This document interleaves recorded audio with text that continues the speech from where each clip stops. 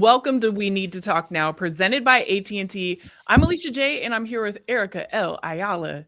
And I just have to say, you look so cozy with the hat and everything. Like, I'm. This is Tease Me tea. Okay, bring on the things. Come on, if you don't know now, you know. You better go get that tea. That tea actually looks great. I'm jealous that I don't have some right now. And Erica, literally, as we're sitting here, I cannot believe that we're back with only 1 week before Christmas. I can't believe this year is almost over. I know. It just flew by. It really did. But what a year it's been. I've had a great time joining the show. It's been great chatting with y'all every week. Almost. Yeah. No, it's been great having you, Erica. And speaking of great, women's college basketball is great. And we have 3 big things that we need to talk about when it comes to women's college basketball. Let's just start off with Audi Crooks. How could you not? How could you not? She has had a phenomenal season this season. 30 points, 10 rebounds, 65% field goal, and a win over number 11 Iowa. And I think her percentage, right? She has more points than she's played minutes, which is insane when you think about it. Yeah, I mean, we've talked about Crooks before. Isabel Gonzalez over at CBSSports.com wrote about her being a Player of the Year candidate, which again, we talked about on the podcast. And I've mentioned it before, the way she's able to get it done, I think really stands out. She seems to have a really infectious leadership style that's very positive. And then she gets on the court and it is absolute tenacity. I was able to catch the back end of that Iowa State game. You've got, in-state rivals, 2 undefeated squads, and Crooks came up clutch, as she always does. Absolutely. I mean, she's on pace to be the first player in over 2 decades to average more points than minutes in a season, joining only Joel Embiid as a potential, D1 NBA, WNBA player to do this. So in this century, so in the modern era, which is absolutely insane. So if you're not putting her in the conversation for Player of the Year, you absolutely should be. While we're on that, Erica, who would be your candidates? Like, obviously, we just talked about Audi Crooks, but who else would be your candidates for Player of the Year right now when it comes to women's college basketball? I got to be in the studio in our Connecticut studios last year for the championship game and was very impressed by Sarah Strong. And rinse and repeat. I think that in her sophomore campaign, we're seeing how integral she will be to UConn while she's there. I mean, we had the conversation. I kind of put you on the spot a little bit. But when we had our, UConn discussion last time, if you move her around in different eras and generations of UConn basketball, that might tip the scales on what we thought the best, trio of UConn basketball is. And to think that she's still in the early stages of her development and her UConn career is super exciting. I think, another player that I have had the chance to speak to over the last handful of seasons, covering Big Ten Media Day, and then just recently with USA Basketball, is Lauren Betts. Similarly to Crooks, as far as her personality and her leadership, it's very, it comes across as, very intentional, very positive. I think that she takes very seriously how she is as a teammate, and her confidence has built up over time. And I think she's probably playing some of the most confident basketball that we've seen. And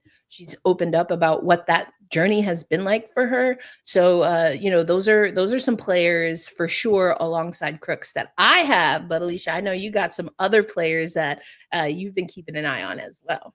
Yeah, certainly it's hard right now, right? Because we haven't really even started conference play. We have seen a lot from a lot of different players, and there are so many of these players who are balling right now. But you certainly can't talk about this without saying Madison Booker's name. She has been absolutely phenomenal this season. She continues to lead her team in every single way.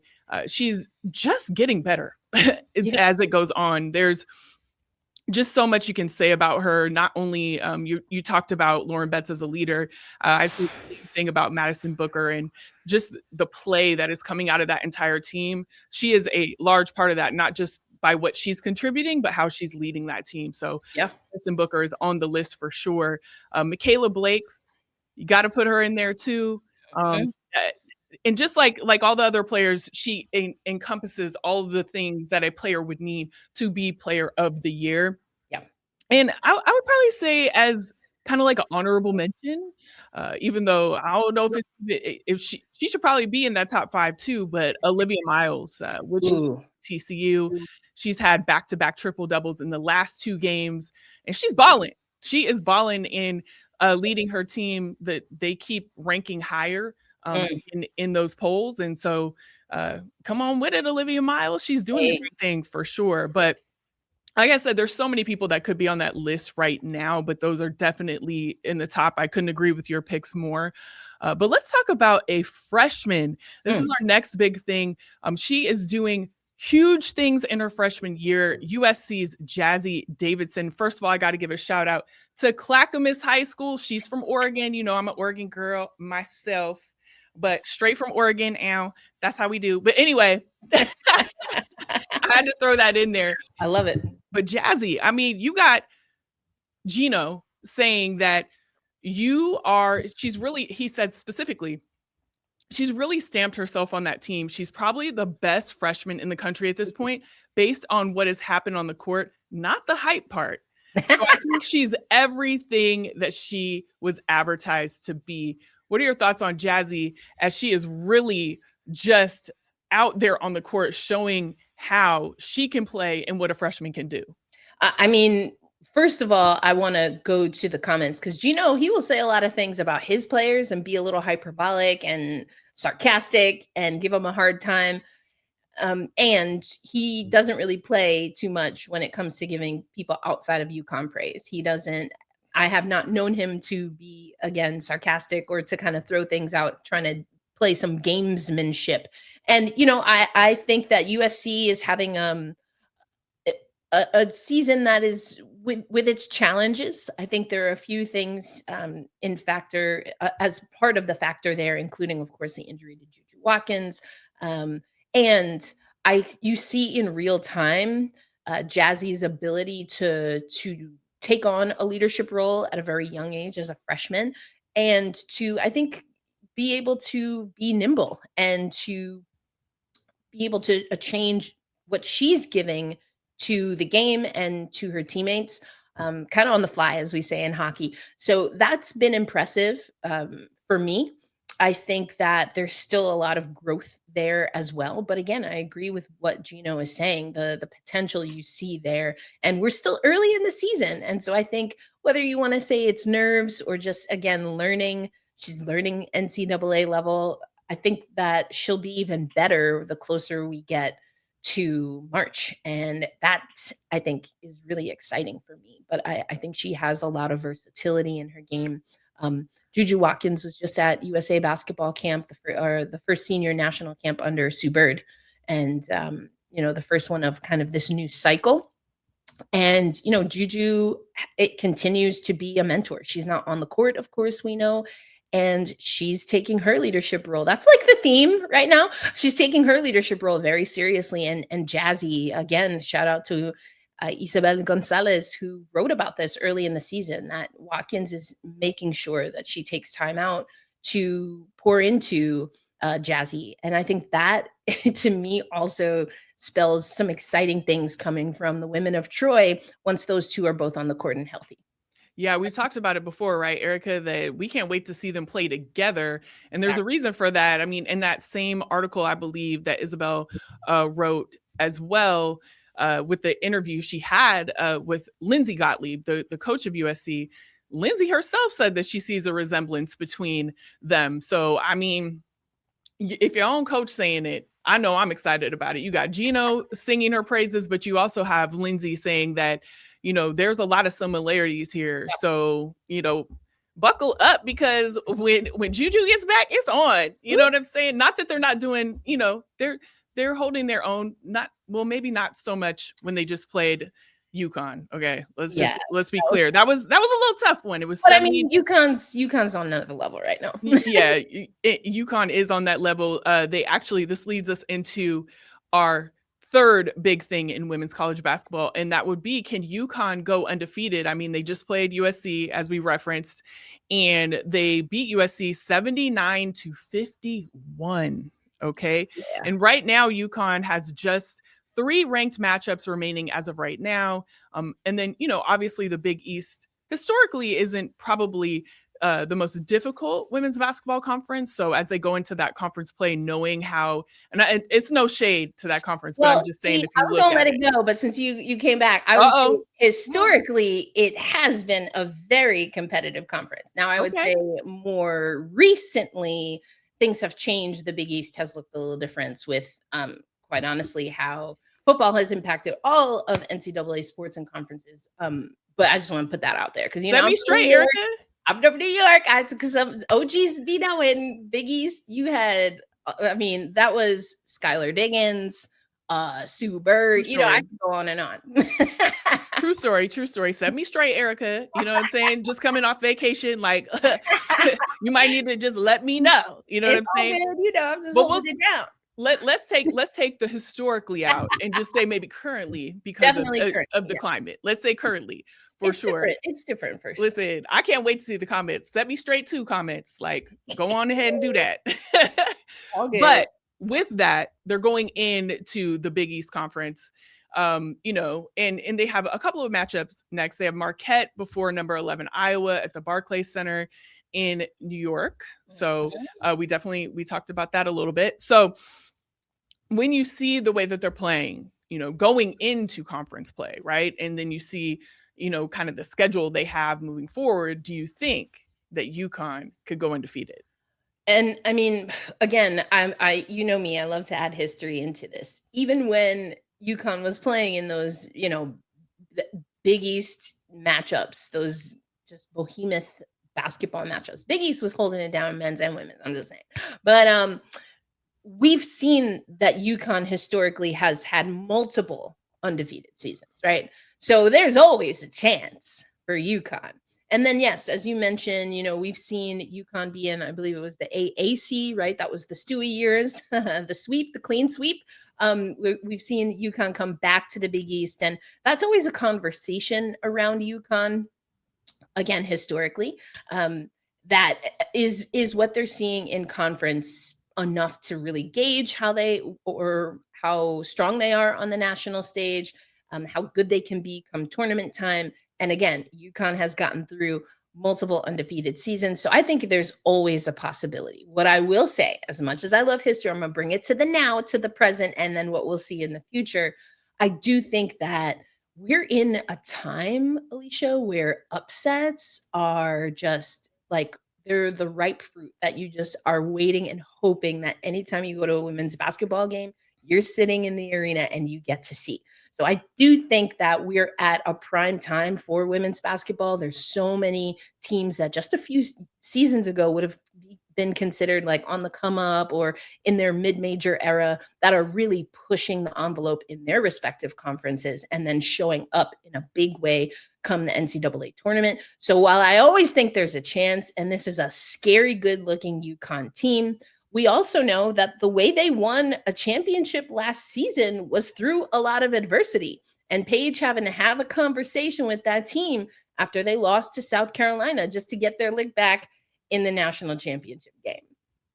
No, like you said, there's always a chance, but we are looking at some of the most phenomenal women's college basketball that we've seen. And these teams are not playing games. Like, they don't care what conference they're in. They don't care what their, record was last season. And the way that NIL is redirecting players to, anyone could really get it. Anyone could get it. And I think, I would look at that Iowa game, for example. Iowa just lost to Iowa State. However, Prior to that, they were 9-0, so undefeated. Yep. And they're a team that I'm watching that game. I'm putting that on my list because Hey. they're going into that, just like any other team would when they play UConn, and just saying like, we can do this. So they definitely have a chance, just like any other team has, to beat UConn. But yes, when you talk about UConn and you talk about that team that is out there right now, and just Gino in general as a coach, there's always a chance they could go undefeated. So, 100%. yeah, you can't not say that. But I'm putting that Iowa game on my list because don't count them out. That's for sure.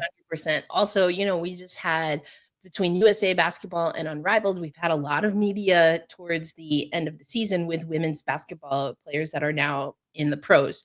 Lauren Betts and again, Juju Watkins, a part of USA Basketball, college players. But I know you've mentioned this before, so I wanted to bring this up. Naz Hillman was asked about Michigan, and that's another squad that's starting to look really good. Not starting, like they've been pretty solid, right? And we've talked about them before. Again, just an example of, and then these players, they're having an opportunity. Sonia Citron talked about being able to talk to Notre Dame, Naz Hillman with Michigan, and they're pouring into these programs. And we've seen that over the years, but I think that's also really cool as well. So, they want to play, they're playing for pride for their squad, but then also for the legacy that has been left by players that they look up to who are now in the pros and with USA Basketball. Yep. And I love to see it. That's why I love watching college basketball. In a nutshell, it's just like anyone can step up on it. Yeah, love to watch it. Love to see it, and can't wait to continue to watch as we continue with the women's college basketball season. But we could not have this pod without doing a WNBA CBA update. It's changing literally by the day, by the minute, and Erica, I know that you're up on all of this because you're covering it very closely. What are the latest changes in the CBA, or the CBA talks, I should say, because that's kind of all we're doing right now. There's a lot of talking. Right. It's a lot of talking. It's a lot of reporting about what was proposed and perhaps dismissed by one side or the other. So, as you said, this is it's an ever-changing revolving door of information, it feels like. And again, we're coming up on the end of the year.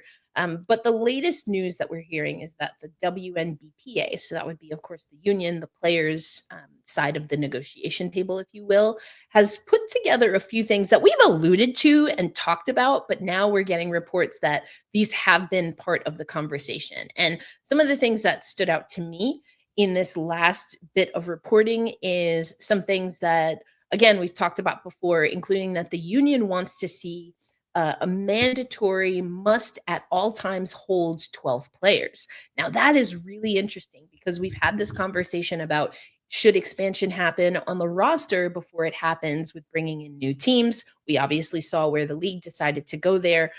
But I just filed a story. So we have one coming over at cbssports.com, catching up with Kelsey Mitchell, of course, who literally played until she could not anymore, physically could not play anymore. And when you look at that, I think that speaks, of course, to Mitchell and who she is as a basketball player and a teammate. But also, we know that Indiana had so many season-ending injuries, including Caitlin Clark, that puts a lot of wear and tear on players like Aaliyah Boston, the aforementioned Mitchell, Lexi Hull, who we talked to recently. And so I think that's a really interesting piece. We're hearing reports that the league actually did not accept that part of the proposal. Now, why that is, I think, again, we have to kind of see how everything plays out, because sometimes those are bargaining chips. Well, we're not going to agree to this because we want that. And if you really want this, then you have to compromise on that. Like some of that, I think, is what we're seeing. Also, a part of that is maybe there should be developmental players in addition to the 12 that, again, the WNBPA wants to see on the roster at all times. Right now, just for context, WNBA teams can hold up to 12 players. They have to have 11 on the roster. But again, that 11 doesn't mean it's a true 11 that is available to suit up. Because if you have someone who's injured, then sometimes we see teams go down to, 9. And then if you have those players, how many are actually in the rotation?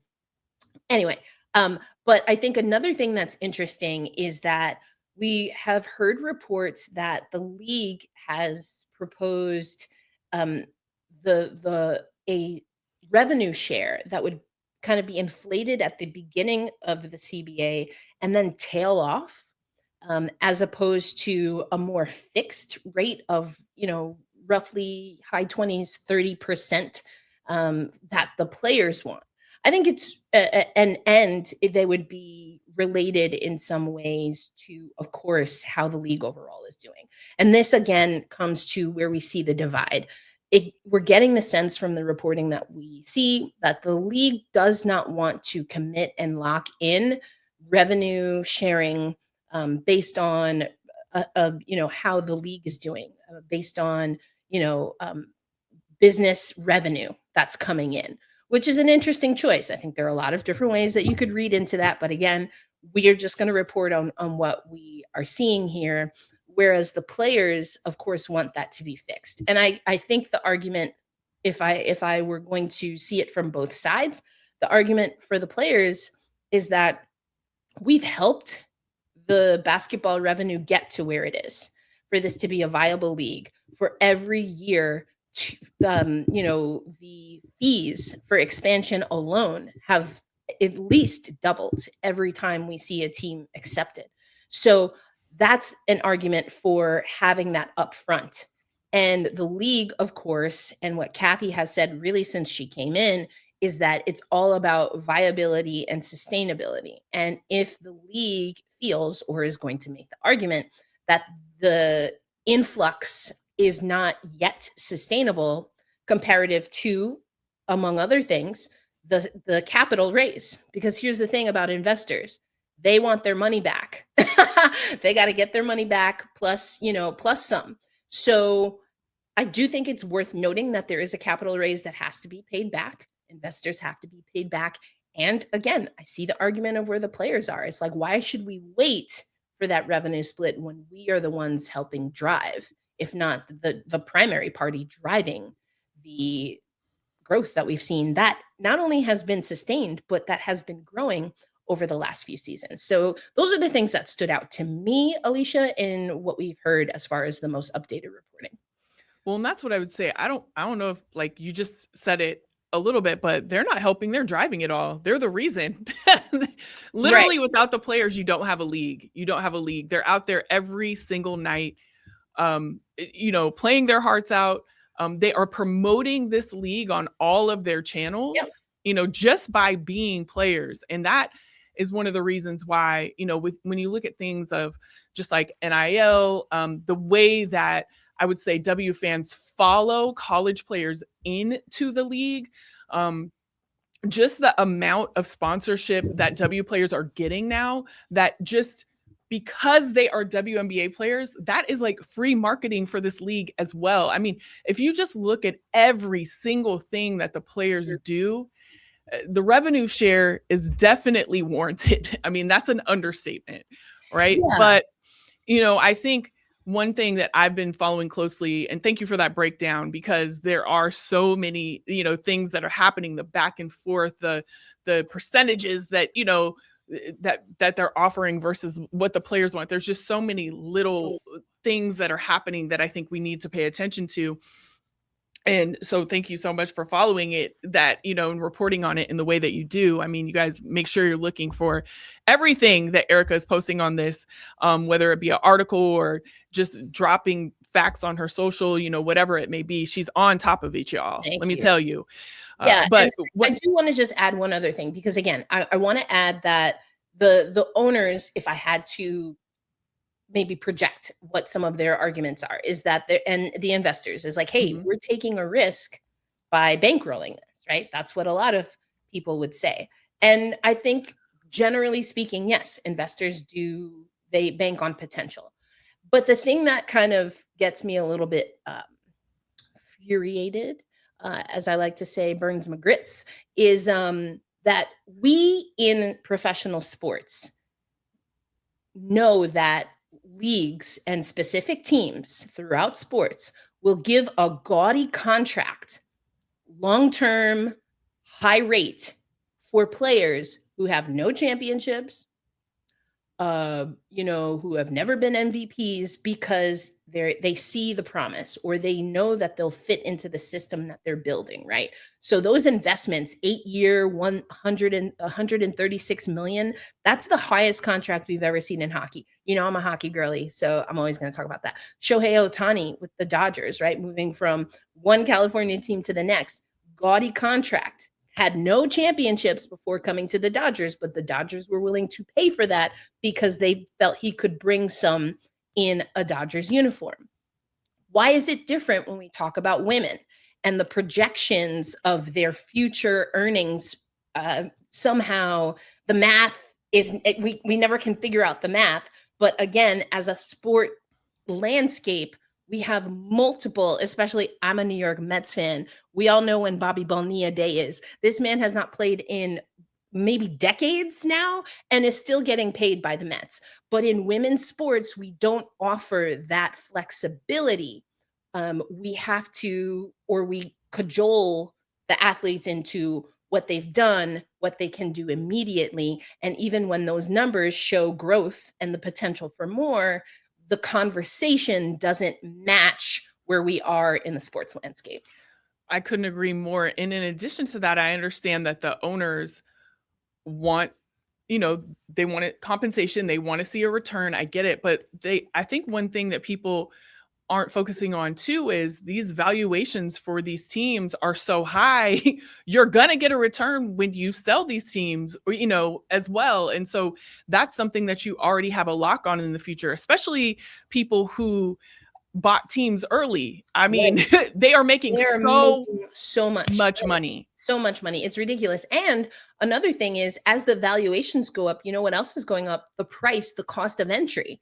And so this is a thing that, again, I don't know that the landscape has fully tapped into and appreciated. Shout out to Sports Innovation Lab. But we know that women's sports fans, regardless of how their demographics, how they identify, they spend more money. We're in a holiday season. They spend more money during the holidays. They have more affinity to players than teams or even the league itself. And so if they are seeing a narrative that plays out where their favorite player is in a clash with the league or a team, they're going to be loyal to the player. That's what the data shows. And so you have fans of players that want to come to, insert arena, and they can't afford a ticket, and their players feel their favorite player feels like they're not being evaluated. Then do you even have fans? And so these leagues that are popping up in the off season are doing a really interesting job of helping level the market, because they are providing proof that sometimes, again, maybe to be kind is vague, but now there are new data points that show not only how fans interact with women's sports, but how the athletes respond to how certain leagues are set up, everything from monetarily to the investors and sponsors that they have, and of course the as I like to say, accoutrements, the bells and whistles, all of the resources available for training, for player development, etc. Well, this is such an important conversation, and it's obviously going to be a historic CBA in some way, shape, or form. We're going to keep following this, but we want you to lock in every way that you can so that we can keep talking about this. And we want to hear it in the comments too. We've been loving all the comments that you guys have been leaving us, and we want to talk more about this. The more comments, the better, as we, continue to talk about the CBA. So make sure that you're locked in and always right underneath us if you guys are watching, but lock in on social, subscribe, do everything, and we will continue to talk about this. I did want to say right before we go on to the next topic that there were a couple comments recently from players, and I just wanted to say this because, the players are going through this right now. They have all the knowledge about what's going on, and I think hearing directly from them is important. So Angel Reese said, specifically, everybody's very intentional about what we want. We're riding together on everything. So I'm preparing for a season like everybody else, but it's really important for us to come to a common ground that we can all agree on. It's all fair and everybody benefits from it. Caitlin Clark said the players will fight for everything we deserve and look for compromise because the league needs to play basketball. That's what our fans crave, the product on the floor. That's what the fans want to show up for. So it's business and it's a negotiation, and there has to be compromise on both sides. And we're starting to get down to the wire of it. And then Kelsey Plum, who is the first VP of the WNPBA, said that talks have been a little bit disheartening, just the frustration in the negotiation and how far away we are. So I didn't want to have this conversation and not hear directly from the players. Very important that we listen to their voice as we go through these negotiations. And again, lock in because we're going to keep talking about this. Got a long ways to go from that last quote from Kelsey Plum, but yeah, we'll certainly get there. Certainly get there. Well, speaking of the players that just spoke on the CBA, Team USA basketball, man, we got to see a little bit of that. There was a lot of social going on at this camp, and obviously a lot of play, a lot of young basketball players, some vets. Not everybody was in attendance. That is in consideration, but definitely a great, showing. Got me excited. I don't know about you, Erica, but oh yeah, 100%. I think it was also cool to hear from Sue Bird, who this is her first, as I mentioned earlier in the show, this is her first camp. USA basketball camp. Not ever, y'all. She's been to a bunch, but as managing director. So she's on the other side of the line, so to speak. And, she kind of talked about, and we have a story up on CBSSports.com, but she talked about wanting to be a fly on the wall to absorb it all. There's some time before they have to pick a roster for qualifiers, World Cup qualifiers. So we have a World Cup coming up, World Cup qualifiers. And again, that will start in earnest the next cycle towards 2028. And you mentioned that not everyone was in attendance. Sue Bird talked about that being very intentional. It was a wide net cast as far as the invitations, and people are abroad or they are recovering, or other things that they have going on. So she said she wouldn't read into, Sue Bird said we shouldn't, the collective we should not read into, too much who wasn't in attendance.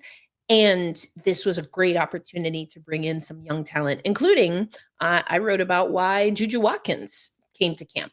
We knew she wasn't going to be participating in any activities, but osmosis was kind of the word of the weekend for Kara Lawson and Sue Bird, talking about how having Juju Watkins, someone who they see as a part of the future of USA basketball, having her see in real time for herself what the experience is like, they're hoping can accelerate her process, of course, for when she does come to camp and can participate. Of course, Watkins is out for the season at USC, as we talked about before, recovering from an ACL injury she suffered in the NCAA tournament last year. So I thought that was really interesting. And there's a specific phrase for the youngins that came to camp, including 10 players that came to camp, including Watkins, for the first time. Now, some of them have come from 3x3, but Kiki Iriafen, for example, this is her first USA basketball camp ever. So no experience. Then you have Paige Beckers making her senior national team debut. I mentioned Sonia Citron earlier. Lauren Betts is the other NCAA player that was invited. And both Watkins and Betts will not miss any time. I know there was a lot of concern about that. She is on target to not miss any time. Her sister also on target to return to UCLA. So that'll be fun, something to watch. But I think that probably one of the things that came out of camp that definitely made its way around social media is the name that Paige said the youngins have when it came to coming to this camp. Yeah, she said specifically young and turnt. Hey. Okay. And if that's the way Paige is saying it, I'm here for it. Like, let's go. Young and turnt. I'm here for it. She also said, obviously there's some vets and there's the older class who have already came in and won gold medals and they have that experience. So as a younger group, you want to ask them questions, soak it up, be a sponge, like get their experience and then grow in our experience as well. But listen, speaking of young and turnt, the WNBA posted a reel, and I believe Ty Carter, who's been on the pod, was the one asking this question, but she was talking to some of the vets about how the youngest player there, who was Juju Watkins, was born in 2005. And when I said, excuse me, what? When I saw that, all of them were flabbergasted. Like, literally, you got to watch the reel. It is hilarious. But they were just like, what, 2005? Excuse me. So, Erica, what I want to know is, what were you doing in 2005? Because I know I'll just start. I'll start. Okay. I was out of college, already got my master's, and I went back to my college. You didn't have to say, oh, like that, Erica. Went back to my college, and I was a GA. Because I already got my master's, I was taking doctorate courses in 2005. Okay. And I was a graduate. Yes, I was a graduate assistant in marketing and promotions for my college, University of the Pacific. So not only was I already out of college, I was taking doctorate courses in 2005, which, what? And Juju was just being born. Insane. Yeah. I was also out of undergrad. I was not in grad school yet. I was back home in New York, and I believe probably in 2005, I was still working for an organization. I was still on my, political and policy, because that's what I went to school for, y'all. But yeah, I was working as a community advocate in Harlem, New York. It was a wild, it was a wild time, but also a good time, just to be back home. I was also still bartending. I know we've talked about that in the past, because you always gotta have a side hustle when you work in the nonprofit sector. You gotta have a side hustle regardless now. These days, right? And that's why I'm glad that I could do everything from wash windows to manage a kitchen. And those are skills you're gonna need, because people gotta eat. You know what I'm saying? But anyway, yeah, that's what I was doing in 2005. I was already done at Elon University, my alma mater, thinking about if I wanted to go to grad school, which I eventually would do some, I don't know, 6 or so years later. So I definitely took my time there. But yeah, that's what I was doing in 2005. Had no idea what the future would hold, including being on this podcast with you right now talking about women's sports. Let's go. But what I want to know is, what were y'all doing now, family? Let us know what y'all were doing in 2005, and make sure don't hurt our feelings, but smash that like button if you felt old like we did, because we trying to get 100 likes, that part, but also just show us that you with us, because 2005, Juju was born. What? Yeah, fam. That was a year after my college graduation. Ooh, that was the next class after me. It's hard to think about, but you know what? Also, wait a minute. Hold on. Did I just? No, that's work through it. Also wrong. I was listen, sometimes numbers are not my strong suit. Yeah, I had the timeline a little wrong, but we'll just stick with that. Y'all don't have to know how old I am, but it's fine. Listen, well, let us know in the comments what y'all's timelines were, because ours clearly were very more progressed than birth at 2005. It wasn't birth, but it wasn't quite college graduation either. So okay. Well, now you're making me feel even worse, but that's fine. Totally fine. Oh, I definitely was. Yeah. Okay. I was like, we can move on. I don't want to. Yeah. Okay. Move on. Well, listen, we'll stay in college realm. We'll stay in the college realm, which is what you were in 2005. And we'll talk about, yes. And we'll talk about, we got some volleyball championships coming up. Okay. Yes. D1 NCAA volleyball championships are on the horizon. It's going to be a good one. Let me tell you, it's going to be a good one, because Texas A&M is in that thing.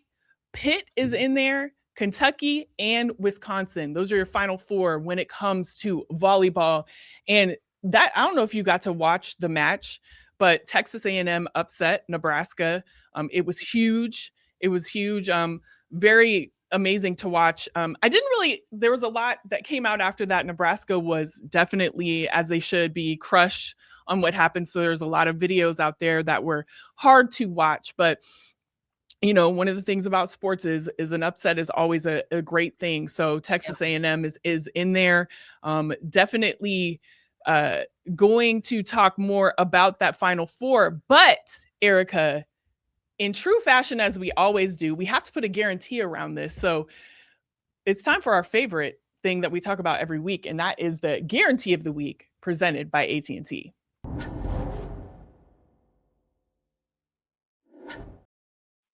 So we just mentioned in that Final Four, Texas A&M, Kentucky, Pitt, and Wisconsin are all in that thing. So looking at those teams, who are you going to guarantee to win this? I have to go off of what I know about women's volleyball. And like, again, some of these teams, without knowing and following volleyball as much as I do hockey and women's basketball, they're just certain teams, right, that you know of, and you know that they build sustained success. And for me, I like also that we have two top ranked teams, right, in this group.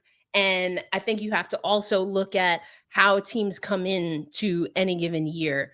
And so listen, I think for me, I'm leaning toward Kentucky. I like that they have a mix again of being able to have that history, but also that they're doing it. And so, but when you take down a giant,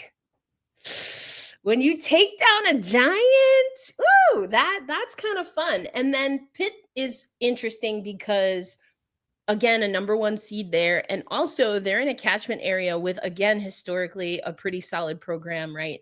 Penn State, not a part of this group that we're talking about. But sometimes you're like, yeah, we want our chance, right? Like everybody's always talking about this other crew. We want this chance. But I don't know. I like Kentucky on their side. And then I don't know, that A&M though, that A&M, I like an underdog. I like the chaos. I love the chaos too. That's what I'm here for. I will say this before I even get into my pick. I feel you on Kentucky. But before I get into my pick, the Final Four matches, I should say rather, are going to be amazing because you have number one seeds Pitt and Kentucky playing against each other, right? So you have that. Going to be a fantastic match. And then you have number 3 seeds Texas A&M and Wisconsin playing each other. So both of those are going to be, so even before we get to that final, you got to watch those matches because they're going to just be, just the matchups are so great and so even that you got to watch those, right? But when I think about the teams that are in this Final Four, my heart actually goes out to Pitt, and I'm going to pick them to win it because they're going to their 5th straight Final Four, and they have not won the chip one time. I mean, that's 5 appearances, and you haven't won the chip. That is a lot, and it's also full circle for them because the first victory that they had in 2021 was also over Purdue, and then this year to get to the final, they also won over Purdue. So when I look at that in total, and they've had, it's the 5th straight Final Four. They got to win it this time. I'm going with Pitt. I want to see them win it. I mean, yeah, I hear you. That's a lot of times to, as they say, be a bridesmaid, right? And not the bride. Again, the history, knowing that Kentucky has a title, Wisconsin, I know a lot on the women's hockey side. I don't know as much of their history when it comes to volleyball, but I know that they do have a title. Sometimes even if they don't come in as a top ranked team, you have to respect that teams that are built with a history of knowing what it takes to get there usually are able to sustain that. Usually. But again, this is a different crop in some ways. Whoop, my light is falling, y'all. My goodness. It's too hot of a conversation. I still think I'm leaning towards Kentucky. I think that's my pick overall. I wouldn't be mad again about A&M coming through. I like your pick though, also with Pittsburgh, because your pick with Pitt, if you will, because that I was at women's softball, and just seeing teams that always have their back up against the wall. And, I talked about, I have a story coming out with Kelsey Mitchell, and always feel like their back is up against the wall. Like, when is their time? When is their time? When is their time? And so I don't know, is this the year? That makes for a great story as well. So I think it'll be fun. I know my good friend, Ari Chambers is very tapped in to volleyball, and I gotta see who she's picking. But I think for me, when you see just how the sport has grown, I have talked to volleyball players at the pro level, and volleyball in some ways, like softball or even maybe swimming, there's such this dedicated following at the NCAA level, but the landscape professionally has been all over the place. And you still see that volleyball, really 3 to 5 years ago was in a position where top NCAA players would have to play overseas if they wanted to continue, or to get repetitions in between Olympic years.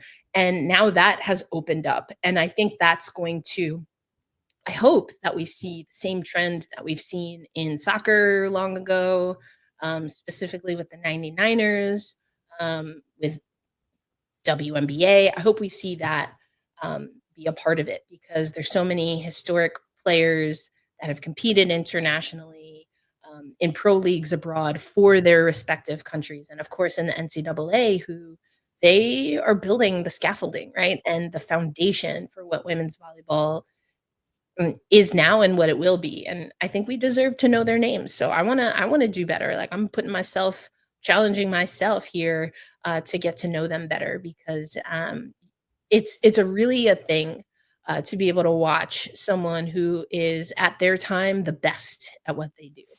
And you know, when you get to see that ride from the beginning, it's super special. That's one of my favorite things in covering sports overall, is to, be the auntie in the corner being like, I knew her when. Absolutely. I think, like, all of these, that's what's cool about the teams here. All of these programs in their own way have the ability to do that for themselves and for their schools. And that's really cool. Setting a legacy is super cool. Absolutely. And volleyball is definitely on the rise, as it should be. We're seeing a lot of leagues that are happening in the US too, as well as international play. And also participation for girls in sports is the highest in volleyball right now. So it's definitely something that we should be watching, we should be talking about more, we should be learning about just as much as we do every other sport. And we're definitely going to be watching these matches because they're going to be good. Okay. Definitely going to be good. And we'll see if Erica's right or if I'm right, or if we're both wrong. But I mean, we might be. Yeah. Kentucky or Pitt. That's who we locking in, right? Yeah. And if you guys don't agree with that, tell us why your team is going to win in the comments, because maybe you could persuade us. I don't know, but I'm pretty locked in. I don't know. You said what you said. That's what I heard. Yes. Well, and somebody who is definitely locked in is Lindsey Vonn. Okay, Lindsey Vonn, she is doing the dang thing at 41 years old. She made a return to downhill racing, won her first downhill during the opening weekend of the Olympic season, calling it the most meaningful win of her career. She finished first, second, and fourth. Okay, get into it. In her first races of the season. She said overall it was a great weekend. And I take a lot of confidence from it, but I definitely have things to fix for the next weekend and a lot of motivation to take with me as well. Seeing her do this at 41 after all that she has been through, she had a knee replacement. And that's just one of the things in her comeback. What are your thoughts on seeing Lindsey Vonn do this in this opening Olympic weekend? Well, Alicia, as you know, I was able to participate in the Team USA Media Summit, happened in New York City, I guess, end of October, counting down or commemorating, honoring, celebrating 100 days until Milan Cortina. Now we're in the 50-day window, like which is wild. But during that, I thought it was interesting because she kept saying, I'm not out here to prove anything to anyone else. But there's a great Time article that I believe came out in November, so last month. And reading that article, and also Coach Jackie, shout out to Coach Jackie, does a great summary of that article. But what every time I've heard her speak, whether it was in person at the media summit, in the Time article, etc., is that while she might not have anything to prove, she definitely was in her Michael Jordan mindset, because when people started doubting her comeback, she clocked that. There were people alluding to that maybe she should get her mental kind of, whether she should whether she was mentally making the right decision. um why would she kind of embarrass herself by coming back? And she took that personal. As she um should. she did. And so it was interesting, because I'm hearing her say that she didn't have anything that she wanted to prove for anyone else, but that she also, um you know, that she was hearing these comments and didn't appreciate them. And so at first I was like, come on, Lindsey, like, don't play games. Like, how you gonna say you're not trying to prove nothing and then also say that you took this personal? I don't think it was until this moment that I started to maybe understand where she's coming from. Because, you know, athletes can tell us whatever they want, but I try to take what they say to heart. And I think, and just seeing her emotions after the wins, or the placements, I think it's more of, I don't think she appreciated how some of those comments kind of pierced her a little closer than maybe she thought they would. And so while she's not trying to prove anything or prove those statements wrong, I think maybe if there was any self-doubt that seeped in during that time, that's what she wants to remove herself from. And that's a really powerful tool. And the fact that she has the discipline, she's talked about how after the surgery, she's had multiple surgeries throughout her career, but most recently, it's about, the symmetry and making sure that her body feels good. Like, those are really key things and important things. She's also talked about, and taking it, as a badge of honor, that people talk about comebacks for men and at a certain age, but she felt that not a lot of people have those conversations for women, or even believe that women after a certain age can be at the top. So if anything, I think she takes extreme pride in being 41, coming back from a partial knee replacement. She has, what is it called? Like a bionic, right? Titanium knee. And again, shedding some of that doubt, maybe that seeped in internal because of how other people were perceiving her comeback. Then sis said, I know I said I was going to retire after the Olympics, because that's like her favorite. That's her favorite downhill is in Cortina. She said, but I don't know, y'all, I might stick around. And listen, if I was some of those competitors, especially the ones quoted in some of those articles on her return, I don't know, y'all might need to be a little fearful. But first, she has to officially make the US team. But these placements, most recently, I think put her in a really good position to not just make that team as some kind of quote unquote legacy, but to earn it, and to put herself and thus Team USA in a really good position in just a couple of months in Italy. Yeah, and I can't wait to see it. I'm calling it now, because when you saw her win, she won that first downhill. She hit him with the Steph Curry night afterwards. I don't know if you saw it, but she was like, that silenced whatever anybody was saying to me. Yeah. But also just, a lot of people have something to say about her age and all of that. Lindsey has always been an athlete that is not going to back down from anything. She has not had any fear. She goes into everything and gives it her all. She trains like no other. And she's done all of that. She had a long road to get back from a knee replacement, which is a lot. A knee replacement is a lot. That's real. But she just showed it. I mean, you get first, second, and fourth in your first races of the season. And I think the thing for me was just how comfortable she was in the place that she is right now. Any of the interviews that she had, I was just like, that energy in that space that she's in, she's locked in. And, I know it's not official yet, but I can't wait to see her in those Olympics, because she's not gonna make it. I mean, yeah. She's showing us and she's telling us. Yeah, exactly. And that I think is what this journey is. Like, she's very open about that. I don't get the sense though that she's taking for granted the fact that she still has to earn it. And I think Absolutely. honestly, that's what she loves about her sport.